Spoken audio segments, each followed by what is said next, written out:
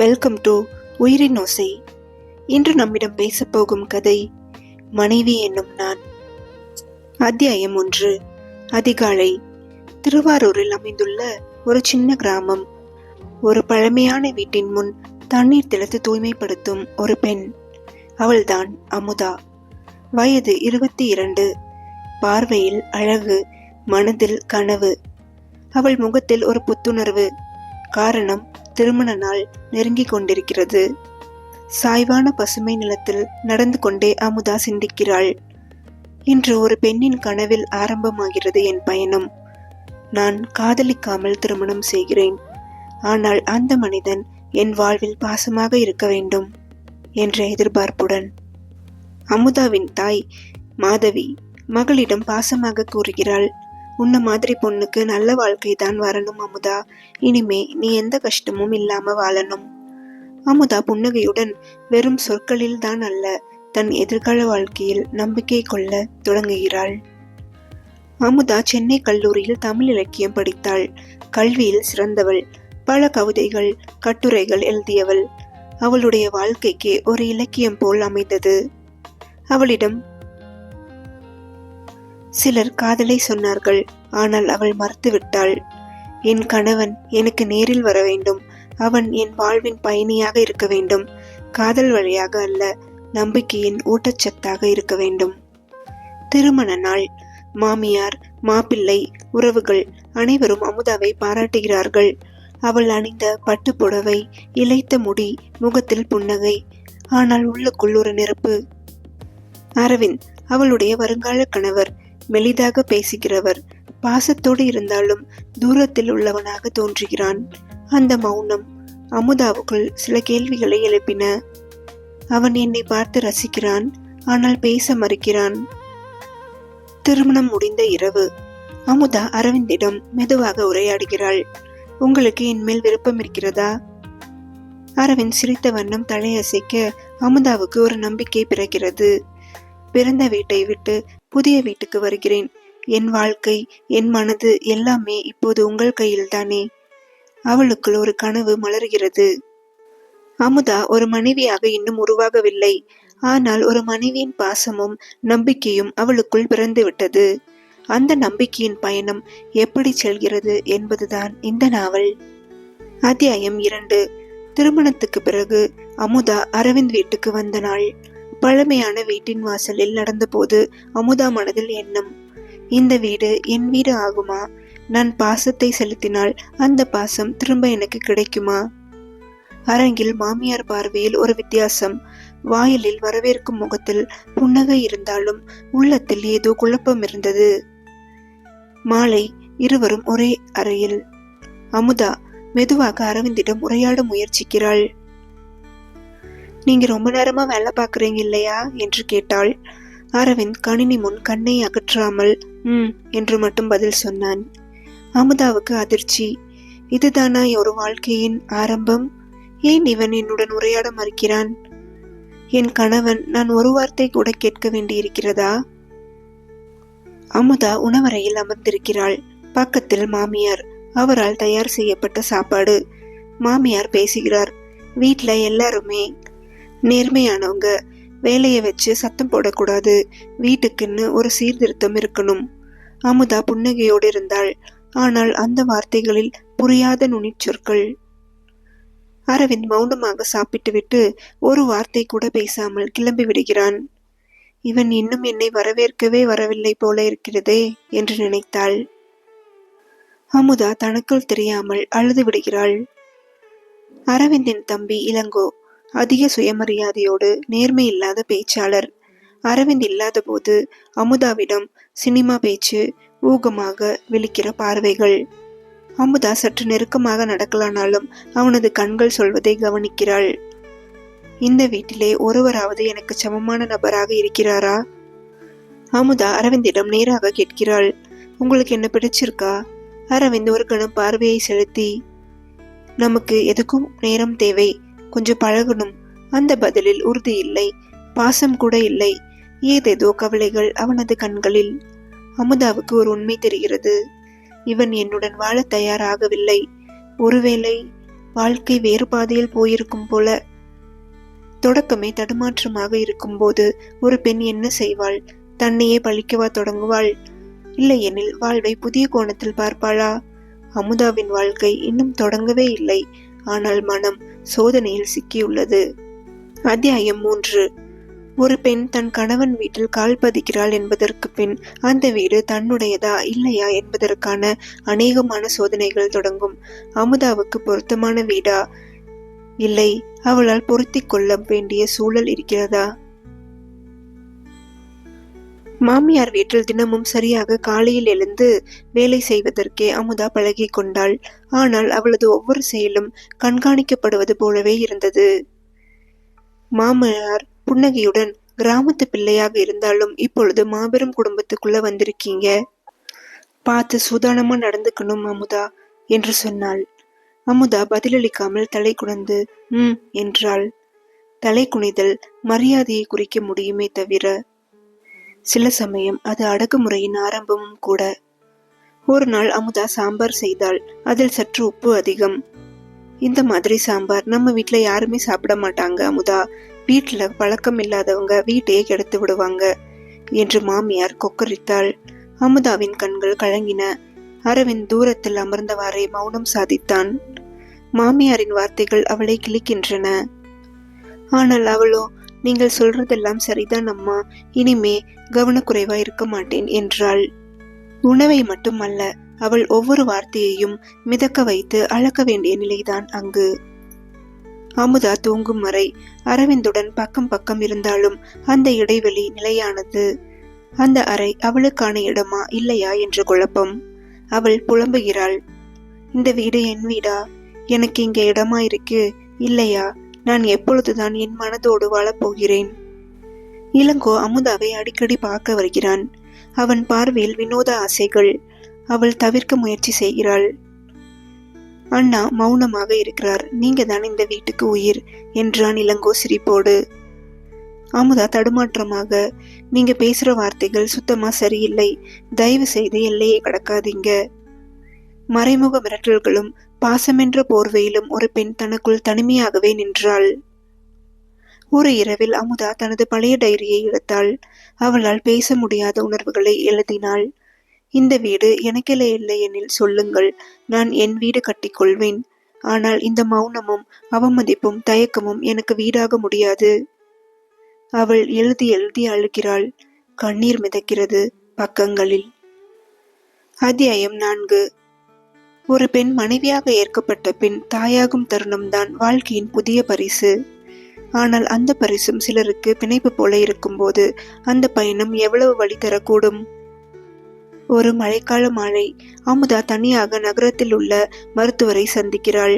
சில நாட்களாக தூக்கம் குறைவு, உடலில் வலி. மருத்துவர் சிரித்தபடியே பாசிட்டிவ் பரிசோதனை காகிதத்தை கொடுக்கிறார். வாழ்க்கையில் ஒரு புது அத்தியாயம் ஆரம்பிக்க போகுது அமுதா. நீ ஒரு தாயாக போகிறாய். அமுதா திடுக்கிட்டு போகிறாள்.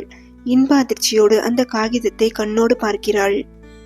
அமுதா வீட்டுக்கு திரும்பி அரவிந்திடம் மகிழ்ச்சியாக சொல்கிறாள், நீங்களும் நானும் இனி 3ஆக போகிறோம். அரவிந்த் கண்களில் அதிர்ச்சி. புன்னகையும் இல்லை, உற்சாகமும் இல்லை. இப்போ இது தேவையா? வாழ்க்கையை இன்னும் சரியா போகல, இதை சமாளிக்க முடியுமான்னே தெரியலை என்று எரிந்து விழுந்தான். அமுதாவுக்கு உள்ளுக்குள் பிளவு ஏற்படுகிறது. அவளது மகிழ்ச்சியில் கலக்கம். அவள் குழந்தையின் வருகையை கொண்டாடினாள். ஆனால் அவளது கணவர் அதே செய்தியில் கவலையை மட்டுமே கண்டார். மாமியாரிடம் தகவல் தெரிவிக்கப்பட அவளது முகமும் சுருங்கியது. அவனுக்கு வேலையும் சரி கிடையாது, குடும்பத்தை சரியா நடத்த தெரியாதவன். இப்ப குழந்தை ரொம்ப அவசியமா? அதுக்கு இது நேரமா என்றாள். குழந்தை கடவுளின் வரம். வாழ்க்கையில் ஒரு புதிய பயணம். அதுக்கு அவனோட அனுமதி தேவையில்லை. முதன்முறையாக அமுதா பதிலளிக்கிறாள். அவளது மனக்கண் திறக்கிறது. மாதங்கள் நகருகின்றன. அமுதா கர்ப்பமாக இருக்கிறாள். ஆனால் யாரும் அவளுடன் உணர்வால் இருக்கவில்லை. அரவிந்த் வேலையிலும் கவலையிலும் மூழ்கி இருக்கிறான்.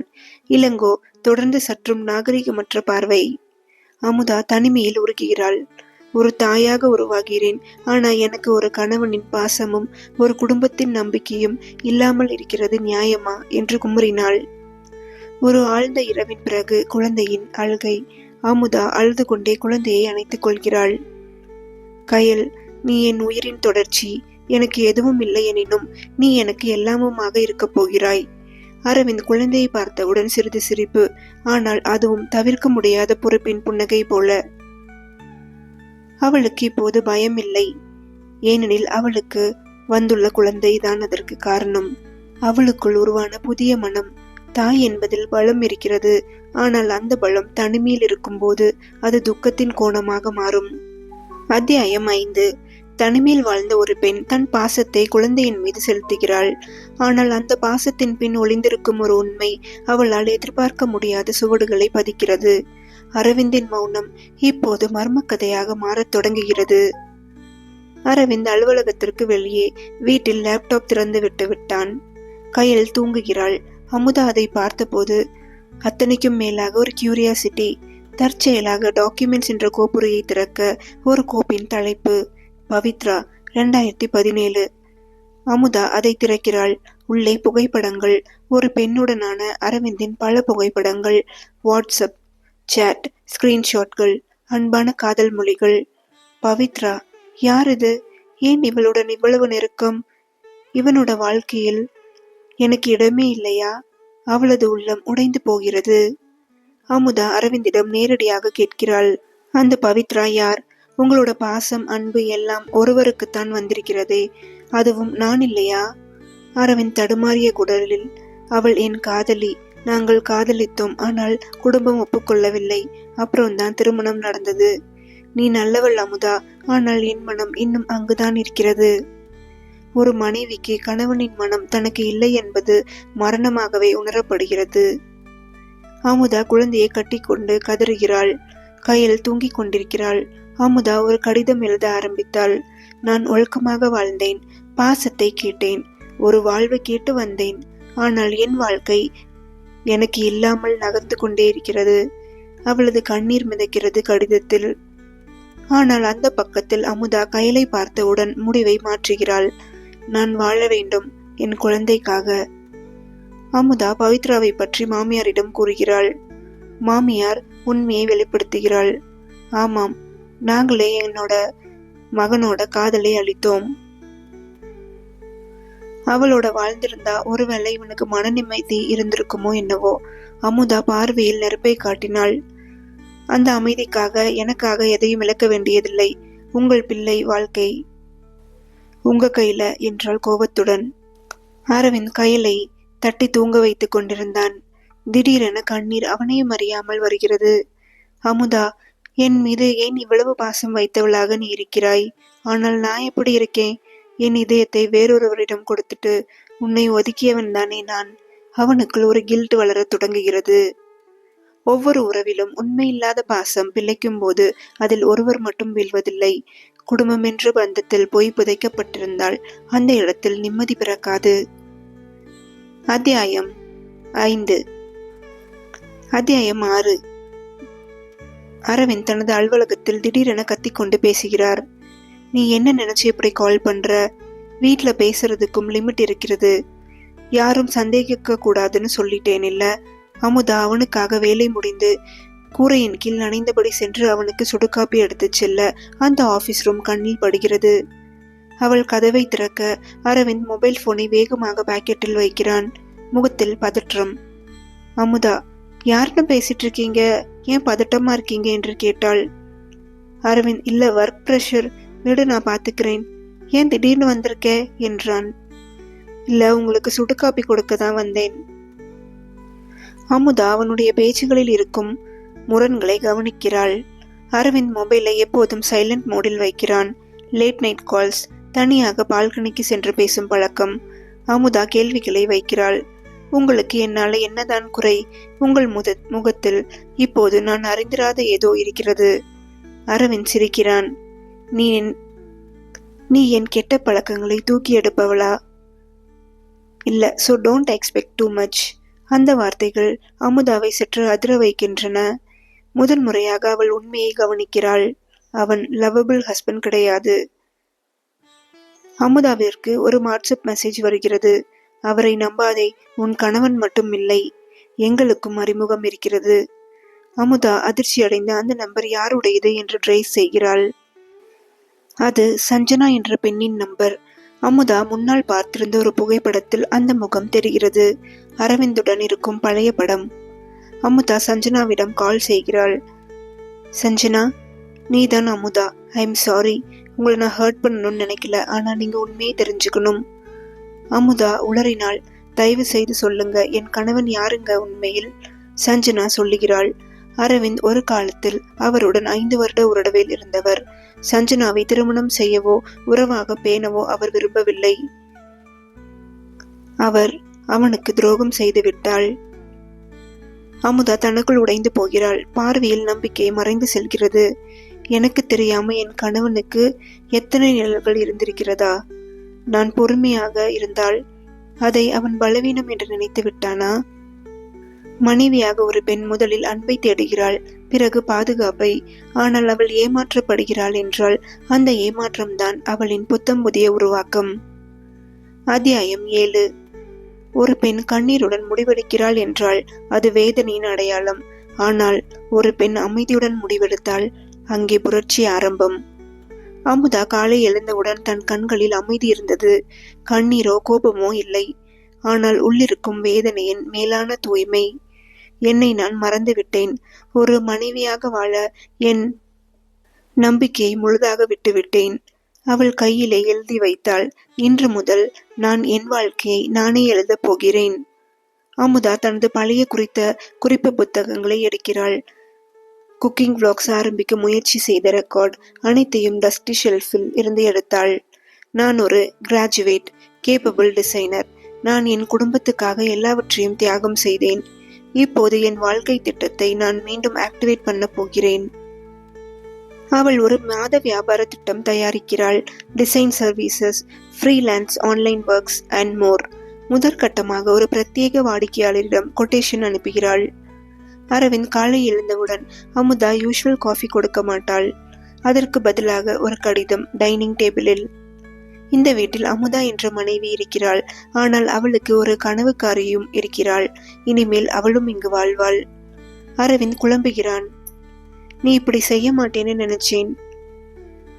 அதுதான் நீ என்ன அண்டர் எஸ்டிமேட் பண்றதுக்கு காரணம் என்றாள் அமுதா. அமுதா தன் திருமண நாள் புகைப்பட ஆல்பமை பார்க்கிறாள். அது ஒரு கனவான நாளாக இருந்தது. அரவிந்த் அமுதாவிடம் அப்போது கூறிய வார்த்தைகள். உன்னால் என் வாழ்க்கை பூர்ணமாக இருக்கும் அமுதா. இப்போது அவனே அந்த வாழ்நாள் உறவை கைவிட்டிருப்பது போன்ற உணர்வு. நான் அப்போது ஒரு கனவுக்குள் இருந்தேன். இப்போது என்னால் விழித்திருக்க முடிந்தது. அமுதா வேலைக்கு ரெடியாகிறாள். சரியாக பிரஸ் பண்ணிய sari, neat tied hair, confident expression. அவளது தோல்வியை விட்டு வெற்றியை நோக்கி முன்னேற ஆரம்பிக்கிறாள். அவளது தோழியிடம் கால் செய்கிறாள். நம்ம ஓல்ட் டிசைன் ஃபார்முக்கு ஒரு ப்ரப்போசல் ஐடியா இருக்கு. நம்ம மீண்டும் இணைந்தால் பெரிய கிளையன்ட்ஸ் நம்மளை கண்டுபிடிப்பாங்க. அவளின் தோழி கண்ணீர் விட்டு, அமுதா, நீ மீண்டு வர்றது ரொம்ப சந்தோஷமா இருக்கு என்றாள். அமுதா வீட்டில் இருந்தபோது அரவிந்த் ஆபீஸுக்கு கிளம்ப இன்னொரு பக்கமாக ஒரு விசிட்டர் வருகிறார். அவரை பார்த்ததும் அமுதாவின் நெஞ்சுக்குள் பதட்டம். வந்தவர் யார்? சஞ்சனா.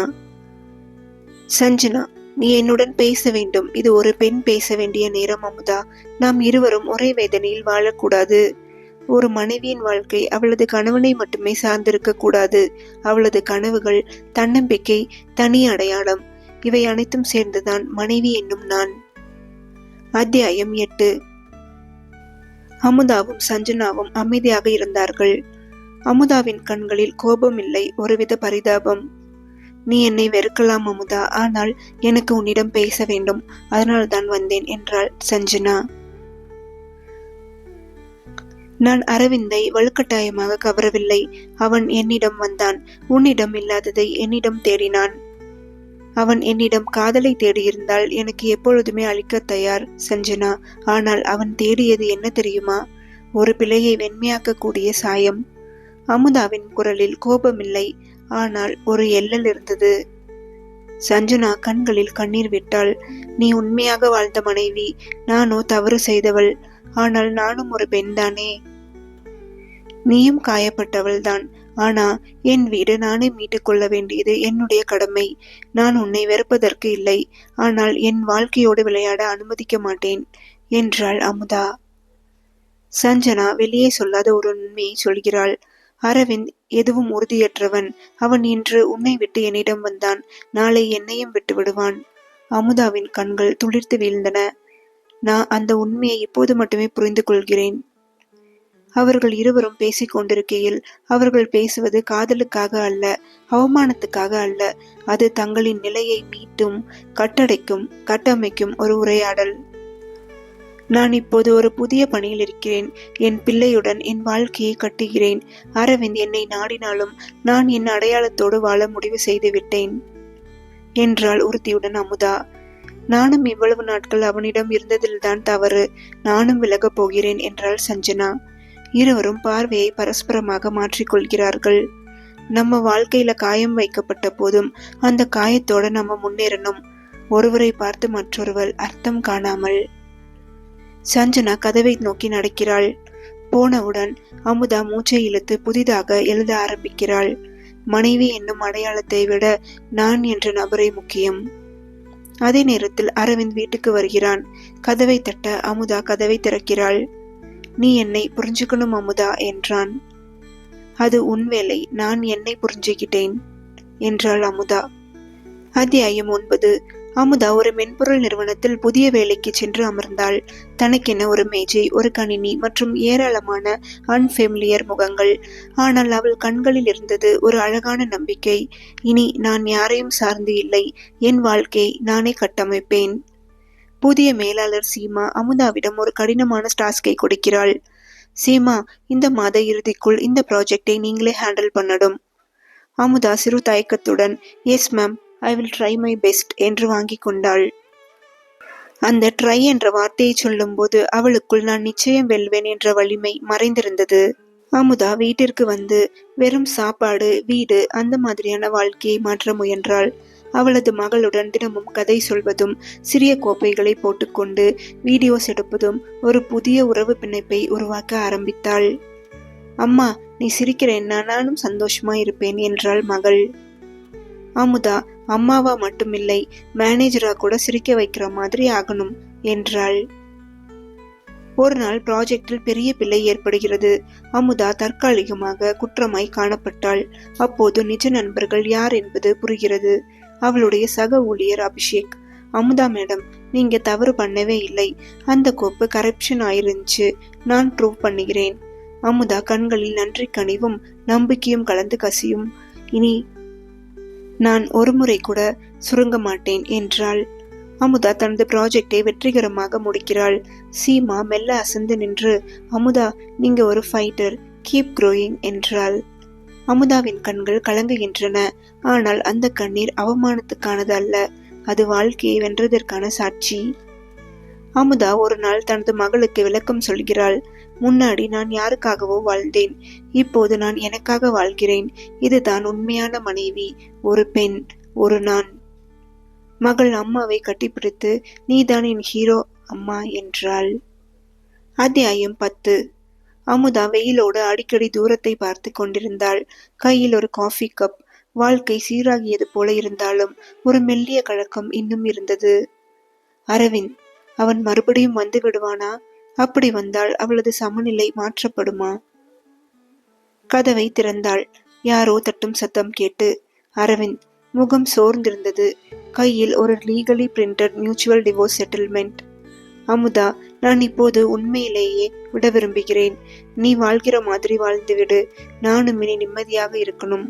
அவள் உடனே ஒப்புக்கொள்ளவில்லை. இது என் வாழ்க்கை, நான் அதை திரும்பிச் செல்ல விரும்பவில்லை. ஆனால் நீ நிம்மதியா இருக்கணும்னா அவ்வளவுதான். அவள் கையொப்பம் இட்டாள். அதை அவன் எடுத்துக்கொண்டு அங்கிருந்தபடியே சென்று விட்டான். மகள் கொஞ்சம் விசாரிக்கிறாள். அப்பாவை வர சொல்லலாமா என்றாள். அமுதா மெதுவாக, இல்லம்மா, அவர் நம்ம வீட்டுக்கு வந்தா நல்லா இருக்கும் போலதான் தோணும். ஆனால் வந்துவிட்டால் நம்ம சிரிப்பு மாறிவிடும். மகள் புரிந்து கொண்டாள். ஒவ்வொரு குழந்தைக்கும் தாயின் மனதை புரிந்து கொள்வது இயற்கையான சக்திதான். அமுதாவை வீதியில் சில பெண்கள் இழுத்து பேசுகிறார்கள். வீட்டை விட்டு வந்தவ எப்படி வேலைக்கு போய் என்ன பண்றான்னு தெரியல என்று கதை பேசினார்கள். விளக்கத்துக்கு வெளிச்சம் இருந்தாலும் இந்த பக்கம் இருட்டுதானே. அவள் அவர்களிடம் பார்த்து வலிமையான நகைச்சுவையுடன் சொல்வாள், நான் வெளிச்சத்தோடு இருக்கிறேன், உங்கள் கண்கள் மூடி இருக்கிறதால தான் இருட்டு தெரியுது. அந்த வார்த்தைகள் அந்த பெண்ணின் வாதங்களை நிறுத்தி வைத்தன. ஒரு நாள் அபிஷேக் அவளிடம் சொல்கிறான், அமுதா, உங்களோட வாழ்க்கை கதை ஒரு புத்தகம் போல இருக்கு. நீங்க எழுதிய கதையில் நீங்க தான் ஹீரோயின். அமுதா சிரித்தாள். நான் ஏற்கனவே என் கதையை எழுத ஆரம்பிச்சிட்டேன். அவள் ஒரு வலைப்பதிவாக எழுத ஆரம்பிக்கிறாள், மனைவி எனும் நான். அதில் அவள் உண்மையான வாழ்க்கை துயரங்களையும் சிரிப்புகளையும் போராட்டங்களையும் பகிர ஆரம்பிக்கிறாள். அநேகர் வாசிக்க ஆரம்பிக்கிறார்கள். அமுதா ஒரு தனிப்பட்ட பகுதியை எழுதுகிறாள். ஒரு பெண்ணின் சுதந்திரம் என்பது சண்டையில் கிடைக்கக்கூடியது அல்ல, அது தன்னம்பிக்கையால் வரும். அதை வாழ்ந்து காட்ட வேண்டிய கட்டாயம் எனக்கு இருந்தது. அத்தியாயம் 11. அமுதா சுட சுட காப்பியை அடுப்பில் வைத்துவிட்டு லேப்டாப்பை திறக்கிறாள். தன்னுடைய வலைப்பதிவுக்காக ஒரு புதிய தலைப்பை தேர்வு செய்கிறாள். மனநலம், ஒரு பெண்மையின் ஆதாரம். அவள் எழுத ஆரம்பிக்கிறாள். நானும் ஒரு போதை, என் மனதிலேயே அடைத்து வைத்திருந்தேன் என்னை. பிறகு அந்த அடைப்புகளை ஒவ்வொன்றாக உடைக்க ஆரம்பித்தேன். இன்று நான் முழுமையான ஒரு பெண். அந்த அடைப்புகள் என் தவறு இல்லை, என் பயம் தவறு இல்லை, ஆனால் என் தைரியம் எனக்கு சொந்தமாகும். ஒரு வாரத்தில் 1000 பேர் வாசித்து விட்டார்கள். பின்னூட்டங்கள் பளபளப்பாக வருகின்றன. நாங்கள் எங்களுக்குள் அடைத்து வைத்திருந்த உண்மையை வெளிக்கொண்டு வந்ததற்காக நன்றி அமுதா. இந்த பதிவுகள் என்னை உயிரோடு இருக்க உதவுது. அமுதா கண்ணீர் சிந்தினாள். அம்மா, எல்லாரும் உங்க பதிவுகளை பார்க்கிறாங்க, நீங்க யூடியூப்ல செய்யலாமே என்றாள் மகள். யாராவது பாப்பாங்களா என்று கேட்டாள் அமுதா. நீங்க யார் தெரியுமா? நீங்க என்னோட அம்மா, நீங்க ஒரு சூப்பர் விமன். அந்த வார்த்தைகள் அமுதாவுக்கு புத்துணர்ச்சியை கிளப்பின. அவள் ஒரு வீடியோ பதிவு செய்கிறாள். மெதுவாக பேசுகிறாள். வணக்கம், நான் அமுதா. இந்த வீடியோ உங்களுக்கானது. யாரும் கேட்காத வழிகளை நீங்க சுமக்கிறீங்கன்னா இது உங்களுக்காக. அவள் வாழ்க்கையின் ஒரு பகுதியை பகிர்கிறாள். உண்மையாக வெட்கப்படாமல் வார்த்தைகள் ஆழமாக நகர்கின்றன. முன்பு அவளை இழிவாக பேசியவர்கள் இப்போது வாயடைத்து போனார்கள். சிலர் அருகில் வந்து, மன்னிக்கணும் அமுதா, உங்க கதையை பார்த்தோம், நாங்கள் தவறு செய்துவிட்டோம். அவள் சிரித்தாள். ஆனால் மனதுக்குள் தெரியும், வெறுப்பை மன்னிக்க முடியுமானாலும் நம்பிக்கையை மீண்டும் கொடுக்க முடியாது. ஒரு NGO பெண்கள் உரிமையை பற்றி விழிப்புணர்வு நிகழ்ச்சிக்கு அவளை கேட்கிறது. முதலில் தயங்கினாள் அமுதா. நான் பேசி என்ன பயன்? அதற்கு அபிஷேக், நீ பேசும் ஒரு வார்த்தை கூட ஒருத்தரை காப்பாற்றி இருக்கலாம். அவள் சம்மதிக்கிறாள். அமுதா மேடையில் விளக்கங்கள், ஒளி, பார்வைகள் எல்லாம் அவளை நோக்கி அவள் பேச ஆரம்பிக்கிறாள். மனைவி என்பவர் சமாதானமாக இருக்க வேண்டும் என்பது பழைய நடைமுறை. ஆனால் அதற்குள் ஒரு மனிதர் இருக்கிறார். அவர் ஒரு மனம், ஒரு கனவு, ஒரு உயிர். கையில் கொட்டல்கள் முழங்க ஆரம்பித்தன. மகள் இன்பத்துடன், அம்மா, நான் உங்களுக்கு மகளா இருப்பதே எனக்கு கெத்து மாதிரி இருக்கு. அமுதா அவளை கட்டி கொள்கிறாள். அந்த கட்டிப்பிடிப்பில் வெற்றி, வலி, தைரியம் அனைத்தையும் சொல்கிறது. ஒரு பெண் பேச ஆரம்பிக்கிறாள் என்றால் அது வெறும் வார்த்தைகள் அல்ல, அது ஒரு தலைமுறை எதிர்கொள்ளும் சவாலுக்கு ஆரம்பமாகும். அத்தியாயம் 12. ஒரு பப்ளிக் இடத்தில் அமுதா ஒரு இளம் பெண்களுக்கான மீட்டிங் செஷனில் பங்கேற்கிறாள்.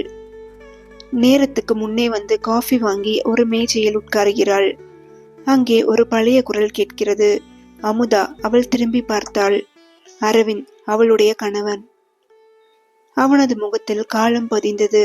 அவன் பார்வையில் ஒரு குற்ற உணர்ச்சி. நீ எங்க இங்க? இங்கு நானும் இருக்கலாம். வாழ்க்கை எல்லோருக்குமே 2வது வாய்ப்பு தரும் என்றாள் அமுதா. நான் உன்னை தேடிக்கிட்டே இருந்தேன் அமுதா, இந்த 6 வருடமாக என்றான் அரவிந்த். அமுதா அவளை நிறுத்துகிறாள். அது தேவையில்லை. என்னை பற்றி நீங்க எந்த ஊராட்சி கடிதமும் எழுத தேவையில்லை. நான் எனக்காக வாழ ஆரம்பித்து விட்டேன் என்றாள் உறுதியாக. அரவிந்த் மெதுவாக பேச ஆரம்பித்தான். நான் தவறுன்னு புரிஞ்சுக்கவே கொஞ்ச காலம் ஆச்சு. எனக்கு ஒரு மன்னிப்பு வேணும் அமுதா. அமுதா பதிலளிக்கவில்லை. அவளது முகத்தில் அமைதி, ஆனால் உள்ளத்தில் ஒரு சலன கோலம். மன்னிப்பு என்னை விட உனக்கு தேவைப்படுது. நான் உன்னை காதலிச்சவள், ஆனால் இப்போது நான் எனக்காக உயிரோடு இருக்கிறவள் என்றாள். அமுதா வீட்டிற்கு வந்து மகளிடம் ஒரு விஷயத்தை சொல்ல மறைக்கிறாள். அமுதா தூங்க முடியாமல் இருக்கிறாள். அரவிந்துடன் இருந்த நினைவுகள் விழிக்குள் வந்து போகின்றன. அவன் தவறு செய்தான். ஆனால் நான் என்ன செய்கிறேன் இப்போது? அவளுடைய கை மணிக்கட்டை பார்த்து சுழலும் கடிகாரம் போலவே வாழ்க்கை ஒரு சுற்று வருகிறது. ஆனால் அதே நேரத்தில் அந்த மணி முற்றும் போது நாம் முன்னே நகர வேண்டும். அரவிந்த் மீண்டும் சந்திக்க வருகிறான். நாம் மீண்டும் ஒன்றாகலாமா? நான் மாறிவிட்டேன் என்றான். அமுதா புன்னகையுடன், நீங்கள் மாறிவிட்டீர்கள் என்றால் நல்லது. ஆனால் நானும் மாறிவிட்டேன். என் சுயமரியாதை இப்போது என் காதலை விட மேலாக இருக்கு. உன்னை மீட்டெடுக்கணும் என்ற ஆசை எனக்கு இல்லை. ஆனா உன்னை மன்னிக்கணும் என்ற உணர்வு எனக்கு இருக்கிறது. அவள் அவனை மன்னிக்கிறாள், ஆனால் நட்பாக, தூரத்திலிருந்து. அத்தியாயம் 13. அமுதா இரவெல்லாம் சிந்தித்த பின் அதிகாலை வேளையில் தனது மாடியில் காப்பி எடுத்துக்கொண்டு நின்று கொண்டிருக்கிறாள். ஒரு கட்டத்தில் வாழ்க்கை நம்மை மூடிக்கொள்ள செல்கிறது. ஆனால் சிலரோ அந்த கதவை திறந்து வெளியே பார்ப்பார்கள். அவள் மகள் ஓடி வந்து, அம்மா, பெண்களுக்காக ஒரு கம்பெனி துவங்கணும் போல் இருக்கிறது என்றாள். அமுதா சிரித்தாள். ஏன், கண்டிப்பா, நம்மள மாதிரி இருக்க பெண்களுக்கு நாம ஏதாவது உதவி செய்யலாமே என்றாள். அமுதா தனது வர்த்தக அனுபவங்களை கொண்டு, பெண்ணே, உயர்வு உன்னிடம்தான் என்ற ஒரு பெண்களுக்கான கன்சல்டிங் அண்ட் லீடர்ஷிப் நிறுவனம் தொடங்குகிறாள். மகளும் திட்டமிட உதவுகிறாள். சில பெண்கள் தங்கள் கணவனின் பெயரில் அடிமைப்படுகிறார்கள். ஆனால் சிலர் தங்கள் பெயரை ஒரு பேனராக மாற்றுகிறார்கள். அமுதா தனது முதல் கூட்டத்தில் பேசுகிறாள். எனக்கும் ஒரு பயம் இருந்தது. என் பெயருக்கும் கூட மதிப்பு இல்லாத அந்த சூழ்நிலையில் இன்று என் பெயரை பல பெண்களுக்கு தைரியமாக இருக்கிறது. நாம் ஒவ்வொருத்தரும் வலிமைதான். ஒரு பெண் கண்ணீர் விட்டாள். நான் என்னவோ வீழ்ந்து விட்டதாக நினைத்தேன். ஆனால் நீங்கள் எனக்கு ஒரு கைகள் கொடுத்தீர்கள் என்றாள். அமுதாவை ஒரு பத்திரிகையாளர் சந்தித்து, மீண்டும் திருமணம், சமூகத்திற்கு புது பார்வை தருகிறீர்கள் என்றாள். அமுதா, மீண்டும் திருமணம் என்பது தீர்வு இல்லை. ஒரு பெண் சுயமாக வாழ்வதுதான் புது புரட்சி. வாழ்க்கை ஒரு சுற்றுச்சுழற்சி அல்ல, அது ஒரு நேர்மையுள்ள நகர்வு என்றாள். அரவிந்த் அவளது நிறுவனத்தை காண வருகிறான். அவள் பேசுவதை தூரத்தில் கேட்டுவிட்டு அமைதியாக வெளியே போகிறான். அரவிந்த் மனதுக்குள் பேசிக்கொண்டான். நான் இழந்தவளை காணவில்லை, ஒரு புதிய பெண்ணை பார்த்தேன், ஒரு புரட்சியாளியை என்றான். அம்மா, அப்பா வந்தாரா என்று கேட்டாள் மகள். ஆமா, வந்தாரு. ஆனா நாம முன்னே போகணும், அவரும் போகட்டும். நீ என்னவோ வித்தியாசமானவளாய் இருக்கிறாய் அம்மா என்றாள் மகள். நீயும் ஒரு நாள் தெரிஞ்சுக்குவ, மனைவி ஆகிறதுக்கு முன்னாடி ஒரு பெண் ஆகணும். அத்தியாயம் 14.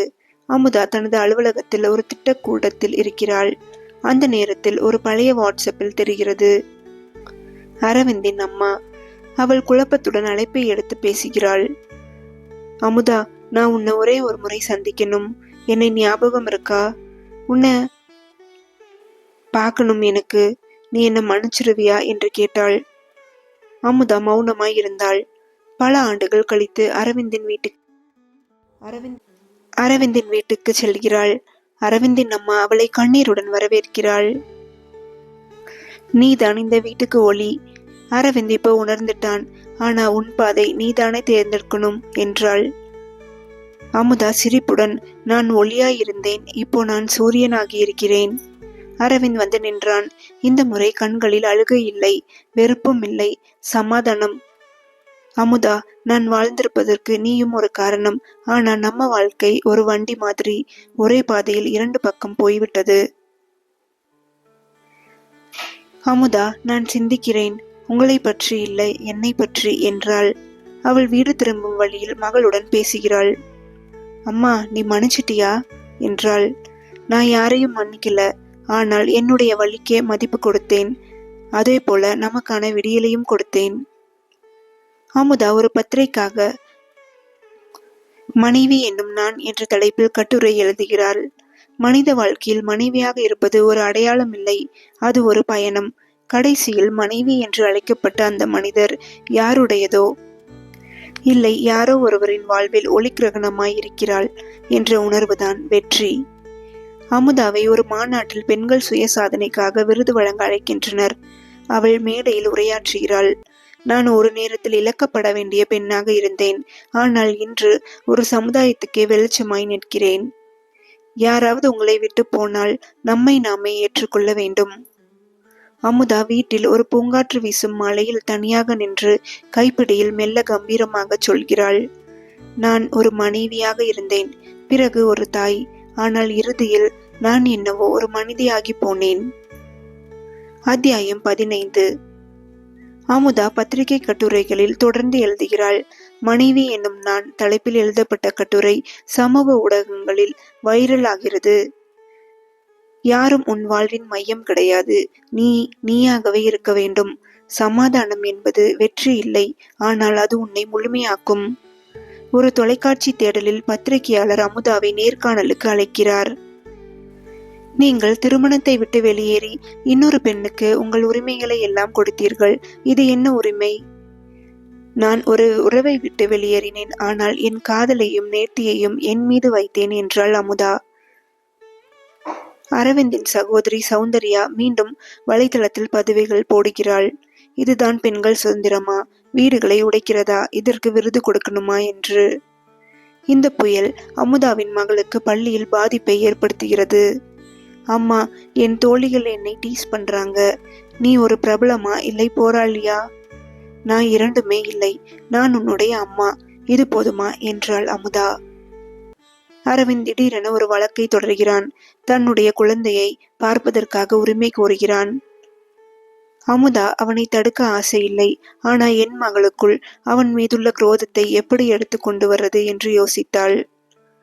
சில கேள்விகளுக்கு சட்டம் பதில் சொல்லாத அமுதா, அங்க உன் சிந்தனையே சட்டம்தான் என்றான். நீதிமன்றத்தில் அமுதா மிக அமைதியாக பேசுகிறாள். ஒரு தாய் என்னிடம் வளர்ந்த குழந்தை நிழலாக இருந்த அப்பாவை விரும்புகிறாளா என்பதை கேட்டு தீர்மானிக்க முடியாது. நேரம்தான் அதனை தீர்மானிக்கும்.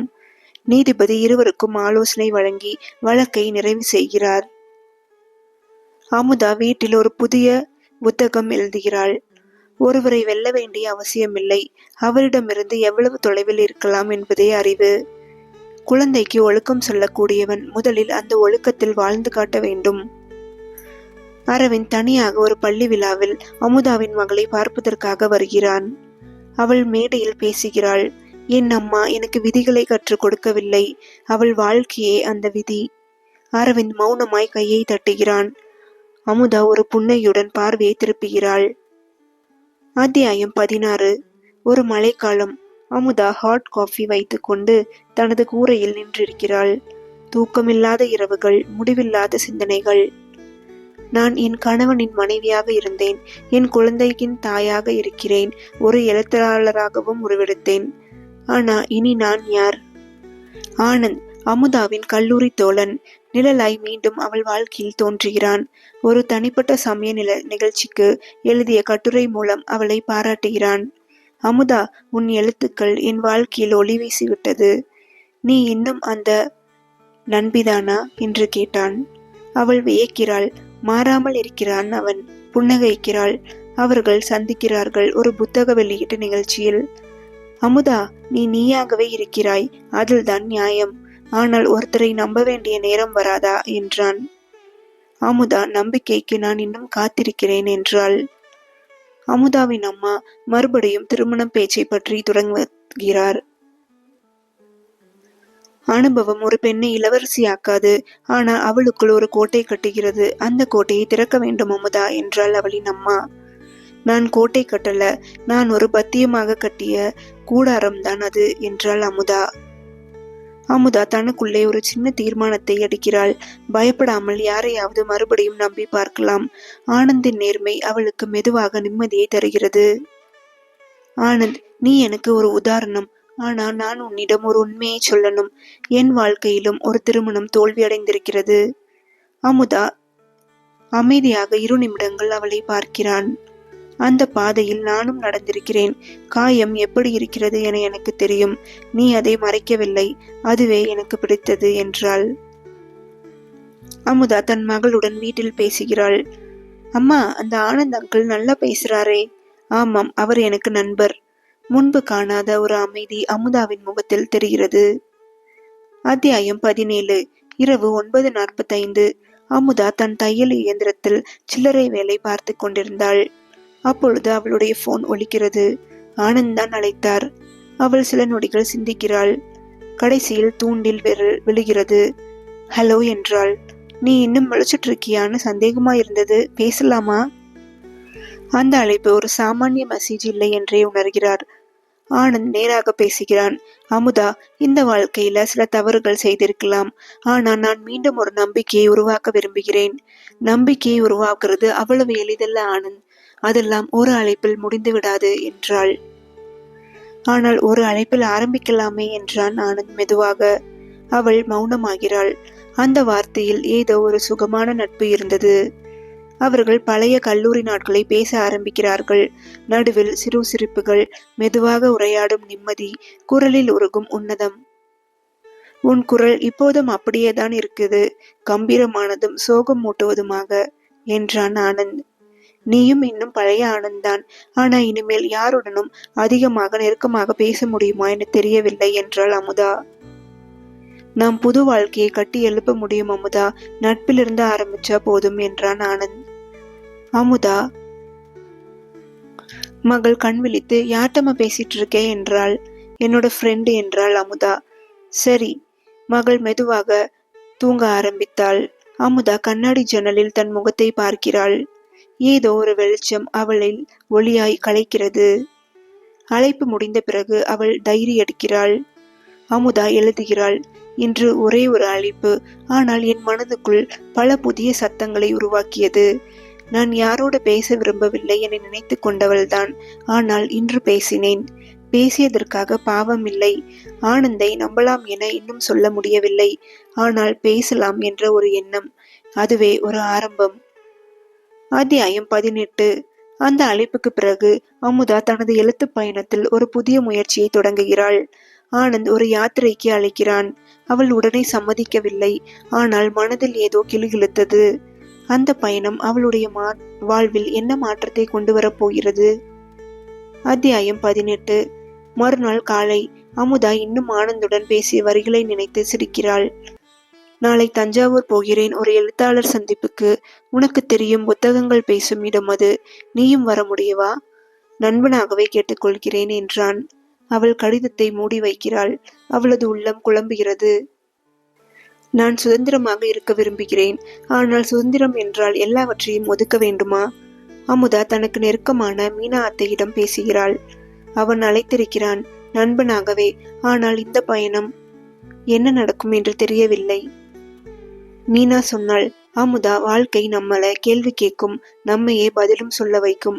ஆனா சில பயணங்கள் பதிலா கூட இருக்கலாம். அமுதா ஆழமாக சிந்திக்கிறாள். அடுத்த நாள் அமுதா ஒரு கையொப்ப கட்டுமானத்தை கொண்டு புகழ்பெற்ற தஞ்சாவூர் பக்கம் கிளம்புகிறாள். அவள் பக்கத்தில் ஒரு தம்பதி அமர்ந்திருக்கிறார்கள். அவர்களின் இடையே அன்பும் பேச்சும் மதிப்பும் நிறைந்த உரையாடல். அந்த பார்வை அமுதாவை கலங்கச் செய்கிறது. நானும் ஒரு நாள் இப்படி பேசலாம் என்று நினைத்தேனோ? தஞ்சாவூரில் ஆனந்த் அவளை ரயில் நிலையத்தில் எதிர்பாராமல் வரவேற்கிறான். நீ வருவேன்னு நான் நம்பவே இல்லை. ஆனா வந்திருக்கே, ரொம்ப மகிழ்ச்சி என்றான் ஆனந்த். நான் இன்னும் உறுதியாக இல்லை ஆனந்த். ஆனா ஒரு பதிலை நான் தேட ஆரம்பிச்சிட்டேன். அவர்கள் பக்கத்தில் ஒரு நூலகம். அமுதா உள்ளே சென்று நூல்களிடையே சென்று சில நூல்களை பார்த்து கொண்டிருக்கிறாள். அவளது பார்வை மனதை தேய்க்கும் மலைகள் என்ற கவிதை தொகுப்பில் விழுகிறது. அந்த பக்கத்தில் உள்ள வரிகள், விரகமே நான், ஆனால் நினைவுகளோடு இரண்டாம் பிறவி பெற்றவள். அவளுக்கு தானே எழுதிய வரிகள் போல தோன்றுகிறது. அந்த இரவு தஞ்சாவூர் வீதிகளில் நடந்து கொண்டிருக்கும் இருவரும் பேசிக் கொண்டிருக்கிறார்கள். உன்னோட எழுத்துக்கள் ஒரு நாள் பெரிய மாற்றம் தரும். ஆனால் அதற்கு முன்னால் நீ உன்னை ஃபர்ஸ்ட் நம்பணும் என்றான் ஆனந்த். நம்பிக்கை, அதுவே ஒரு பயணம் தானே என்றாள் அமுதா. அந்த வார்த்தைகளோடு இருவரும் மௌனமாக சிரிக்கிறார்கள். அத்தியாயம் 19. அந்த காலையில் அமுதா ரயிலில் மீண்டும் சென்னை திரும்ப தயாராகிறாள். பேக்கேஜ் பெற்று புறப்பட தயாராகி கொண்டு இருக்கிறாள். ஆனந்துக்கு ஒரு கடிதத்தை கொடுக்கிறான். இது என் மனம், படிக்க விருப்பம் இருந்தால் மட்டும் திற என்றான். அவள் அதை தன் பையில் வைத்து விடுகிறாள், திறப்பதற்கான துணிச்சல் இல்லாமல். ரயிலில் அமுதா சும்மா இருந்திருக்கிறாள். விழிகள் வழியாக வெளிப்படும் மௌன உணர்வுகள். இவனுடன் வாழலாம் என நினைக்கிறேன். ஆனாலும் என் மகளின் எதிர்காலம் என்ன? அவளது மகளின் படம் அவளது பையில். முகத்தில் சிரிப்பு, அதே சமயம் அம்மா நீ மட்டும் போ என்று சொல்லும் பாவனையும். அந்த கடிதத்தை எடுத்து பார்க்கிறாள். திறக்கவில்லை. சென்னை வீடு பழைய மூச்சை மீண்டும் விடுகிறது. பணியால் சுந்தரி, அம்மா, நீ இப்போ சின்ன பொண்ணு மாதிரி தெரிகிற. பயணம் நல்லா போச்சா என்றாள். நல்லா போச்சு, ஆனால் மனம் நிறைவு இல்லை என்றாள் அமுதா. மீளும் தனிமை, மீளும் குழப்பம். மகள் பள்ளியிலிருந்து வீடு வந்து அமுதாவை கட்டிக்கொள்கிறாள். அம்மா, நீ வெளியே போயிருந்தியே, நான் வாட்ஸ்அப் டிபில பார்த்தேன். அந்த அண்ணா யாரு? அமுதா கலங்குகிறாள். என்னோட ஃப்ரெண்டு, என் பழைய கனவுகளுக்கு ஜீவன் கொடுத்தவர். மகள், நீ சிரிக்கிறதை பார்க்க நல்லா இருக்கு. நம்ம வாழ்க்கை நல்லா இருக்கணும்னா நீயும் சந்தோஷமா இருக்கணும் அம்மா என்றாள். அந்த வார்த்தைகள் கண்களை ஆறாத கண்ணீராக மாற்றுகின்றன. அந்த இரவு மின்சாரம் போயிருக்கிறது. மெழுகுவர்த்தியில் அமுதா அமர்ந்திருக்கிறாள். அவளது பையில் இருக்கும் கடிதத்தை எடுக்கிறாள், திறக்கிறாள். அமுதா, நீ என் வாழ்க்கையில வந்ததும் இல்லாததும் ஒரே நேரத்தில் நடந்தது போல. உன்னை கொண்டாடும் மனதுக்கும் உன்னை இழந்த பயத்துக்கும் இடையே நிற்கின்றேன். ஒரு நாளும் உன் மனதை கட்டாயப்படுத்த நினைக்க மாட்டேன். ஆனால் உன் வாழ்நாள் முழுவதும் உன்னிடம் நட்பாகவே இருப்பேன். நீ சிரிக்கும் ஒவ்வொரு கணத்துக்கும் நான் அதற்காக காத்திருப்பேன். அமுதா கட்டுப்பாடை கடந்து அழுகிறாள். அந்த கடிதம் அவளது வாழ்க்கையின் ஆழமான மாற்றங்களை தூண்டுகிறது. அத்தியாயம் 20. அமுதா மெதுவாக வீட்டை சுத்தம் செய்கிறாள். மகளின் பாடசாலை பைகளை அலசுகிறாள். தனியாய் இருந்த போதும் அந்த சின்ன சிரிப்பில் நிம்மதியை காண்கிறாள். அந்த கடிதத்தை மீண்டும் ஒரு முறை படிக்கிறாள். அந்த வார்த்தை, உன் வாழ்நாள் முழுவதும் உன்னை நட்பாகவே இருப்பேன். அவள் முகத்தில் ஒரு சிறிய சிரிப்பு. அந்த ஆழமான அன்பு உறுதியால் அவளுக்குள் ஒரு விடிவு பிறக்கிறது. தஞ்சாவூரில் ஆனந்த் வீட்டில் சாமி அலமாரியில் அமர்ந்திருக்கிறார். அவளிடம் பதில் வராததை ஏற்றுக்கொண்டும் எதிர்பார்த்தும். அம்மா அருகில் வந்து கேட்கிறார். அவங்க என்ன சொன்னாங்க? ஒன்னும் சொல்லலை. ஆனா ஒதுக்கவும் இல்லை. அது போதும் எனக்கு என்றான் ஆனந்த். அந்த இரவு ஆனந்துக்கு ஒரு இமெயில் வருகிறது. நான் என் வாழ்வில் முதன்முறையாக என் ஆசைகளை ஒரு தாயாகவும் ஒரு பெண்ணாகவும் நேர்மையாகவும் தைரியமாகவும் எதிர்கொள்கிறேன். எனக்கு இந்த மாற்றத்தை புரிய வைத்தது நீதான். நான் இப்போது நான் மனைவி என்று மற்றவர் வரையறுக்கும் ஒரு உருவம் அல்ல. நான் என் சொந்த மனதின் மனைவி, என் மகளின் வழிகாட்டி, என் உள்ளத்தின் தோழி. நீயும் என் வாழ்க்கையில் ஒரு அழுத்தமில்லாத அழகான பக்கம். நன்றி ஆனந்த். அமுதா. ஆனந்தின் கண்களில் கண்ணீர், ஆனாலும் மனதில் அமைதி. அமுதா ஒரு சுய தொழில் துவங்குகிறாள். தாய் கதை என்ற குழந்தைகளுக்கான கதைப்பாடல் சேனல். மகளுடன் சேர்ந்து வீடியோ பதிவு செய்கிறாள். ஆனந்த் அக்கேஷனல் ஃப்ரெண்டாக ஜூமில் கலந்து கொள்கிறான். தனிமையை ஒரு திறனாக மாற்றுகிறாள். தனது கடந்த காலத்தை வெறுப்போடு அல்ல, நன்றியுடன் நினைக்கிறாள். அமுதாவின் ஒளிபரப்பு. நான் மனைவியாக பிறக்கவில்லை. பிறந்தது ஒரு பெண்ணாக, வாழ்ந்தது ஒரு மகளாக, கனவுகளுடன், பயத்தோடு, ஆசைகளோடு. ஆனால் இன்று நான் என் வாழ்வின் சக்தியாக நிற்கிறேன். மனைவி என்னும் நான். என் வரையறையை நான் எழுதுகிறேன். ஒரு பெண்ணின் வாழ்க்கை திருமணத்தால் மட்டுமல்ல, தனது முடிவுகள் தான் அவளது முழுமையை தீர்மானிக்கின்றன. கதை முடிந்தது. இந்த கதை உங்களுக்கு பிடிச்சிருந்துச்சுன்னா நம்ம சேனலை சப்ஸ்கிரைப் பண்ணுங்க, ஷேர் பண்ணுங்க, லைக் பண்ணுங்க. உங்க கருத்துக்கள் நம்ம சேனலை மெருகேற்றுவதற்கு மிகவும் உதவிகரமாக இருக்கும். நிறை குறைகள் அனைத்தையும் கமெண்ட்ஸில் பதிவிடவும். நன்றி. மீண்டும் ஒரு கதையுடன் சந்திப்போம்.